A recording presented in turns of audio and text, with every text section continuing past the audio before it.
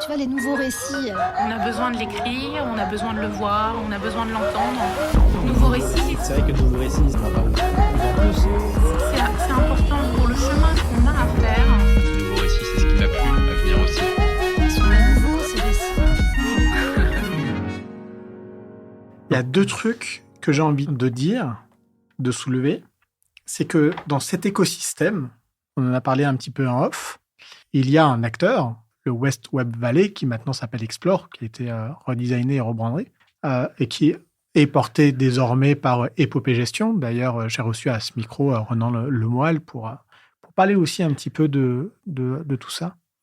Et ils font une carto, tous les acteurs tech. Et pendant très longtemps, j'ai regardé en 2024, il s'avère que ça évolue tout le temps. Hein. J'imagine que les gens se battent un petit peu pour être dedans. Mais pendant très longtemps, tu as été l'une des personnes, voire la personne physique présente, listée, solo, dans cette carto.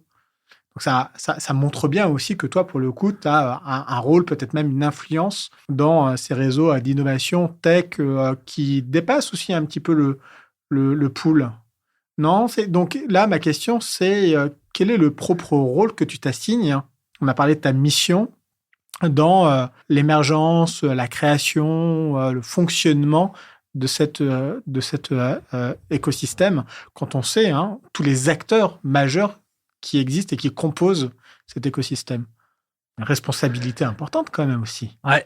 D'abord, je voudrais dire merci à Seb Le Corfec, l'éditeur de cette cartographie. Et en fait, ce qui est devenu le nom West Web Valley, après le West Web festival majeur à Carrel, en marge des Vieilles Charrues.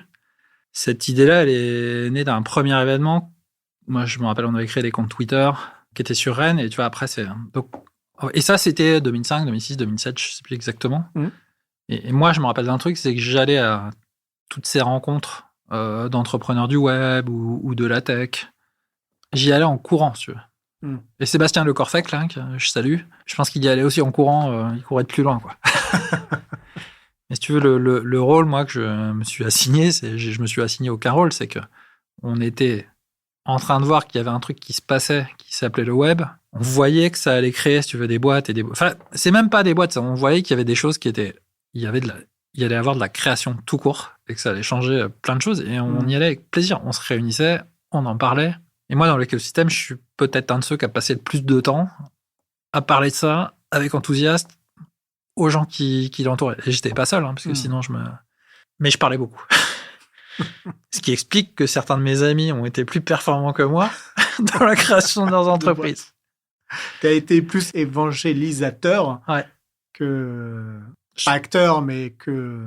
Non, mais en vrai, moi, j'étais passionné des projets de tout le monde. Donc, j'avais de l'écoute. Et si tu me racontes tes projets demain, je vais t'écouter parce que ça me passionne de voir les questions que tu as en tête et puis de faire des ponts en disant mais oui, mais j'ai vu ça, etc. Et là, et j'ai passé mon temps à faire ça. Donc, à la fin, voilà, je me suis retrouvé sur cette ligne de métro. C'était le reflet d'un certain nombre de soirées et puis d'échanges passés parce que voilà, j'étais dans les incubateurs, j'étais dans les discussions avec les entrepreneurs et j'en ai pas fait une gloire. J'étais content parce que c'est une carto qui marche super bien. Donc, moi, ça m'a aidé aussi. Et puis, j'étais content.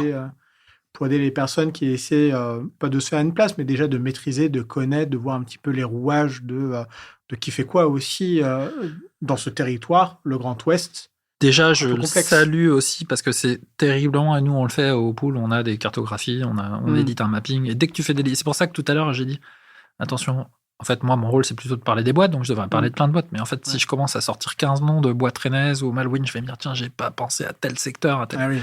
Et en fait faire une carto de cette ampleur-là, comme il a fait depuis ces années, c'est déjà un exploit en lui-même. En lui-même, je pense qu'il se prend 2-3 mails de gens qui ont envie d'être dedans, ou qui se disent tiens, je suis pas sur la bonne ligne, ou tu voudrais rajouter aussi ma filiale. Ou des personnes qu'on voit et qu'on mais pourquoi eux, quoi, en fait. Pourquoi tu nous as mis à côté de notre concurrent? On parle beaucoup d'innovation, et d'innovation, ce à quoi on parle de manière sous-jacente, c'est l'innovation tech. Le West Web Valley, le Minitel, Orange. On parle quand même assez peu, voire pas du tout, d'innovation sociale. Ce qui est plus mature depuis toujours, c'est quand même plutôt les sciences humaines et sociales. c'est ce qui a trait au comportement humain. Quand on voit un certain nombre d'applications ou de technologies qui aujourd'hui sont adoptées par de très nombreuses personnes, moi j'ai quand même tendance plutôt à évoquer l'exemple de Tinder, même Twitter, d'un point de vue strictement technologique, on ne peut pas dire que c'est innovant. Ça l'est objectivement pas. Ça l'est plus, mais une plateforme comme Twitter à l'époque, c'était... Alors après, on y a ajouté des algorithmes, un certain nombre de choses pour essayer de servir un peu le fonctionnement de ces applications-là. Mais est-ce que ça a profondément... Là où c'était profondément innovant, c'était socialement. On a réinventé la manière dont aujourd'hui les gens se rencontrent. Aujourd'hui, maintenant, les applications de rencontres, les sites de rencontres, ce qui compte au final, c'est plus effectivement en fait son usage et sa finalité plutôt que son code. Twitter, c'est pareil avec l'information. Alors, on voit qu'on a besoin de davantage d'innovation, notamment en fait pour modérer et lutter contre les fake news. Bien que maintenant, aujourd'hui, ils ont décidé en fait que c'était plus un problème et qu'au contraire, il fallait retirer tout ça. Bref, quelle est aujourd'hui la place au sein de ces initiatives portées, supportées, accompagnées, encouragées par cet écosystème, de ce qui repose sur l'innovation sociale? Ben ça, pour moi, c'est... T'as pas le droit de joker. Hein. Non, mais en plus, il n'y aura pas de joker, parce que ça, c'est vraiment dans, si tu veux, ce croisement de se dire l'innovation, elle n'est pas que tech. Ouais. Elle est quand même tech, mais elle n'est pas que tech. Elle peut être tech, mais elle peut pas être que tech. On a ça dans le sang au pool depuis... on l'a mis dans nos statuts, tu vois. Et c'est une vraie croyance. Maintenant, on en cherche les incarnations. Mmh. La première incarnation de ça, c'est ce qu'on a voulu faire de Imagine Summit, là, qui est notre événement phare de fin d'année, où le concept de l'événement, c'est de se dire... L'innovation, c'est un mot valise très très large, et chacun fait de l'innovation à sa manière. À l'université, ils essayent de développer des travaux de recherche, et un jour, avec l'exploitation de ces travaux, tu peux créer des choses qui vont changer le monde. T'as des gens comme toi, comme moi, on peut avoir une idée, exploiter les plateformes en vogue du moment, et puis lancer un business, et d'ailleurs, ça nous coûte de moins en moins cher, au moins pour réaliser le...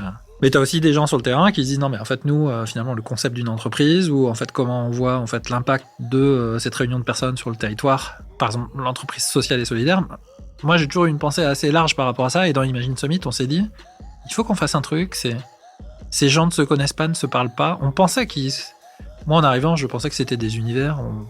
C'était mon projet, c'était de se dire, on va tous aller se voir, on va boire des coups, on va se comprendre et on va lancer des nouvelles formes de business, un peu à la croisée, tu vois, de ce que tu dis.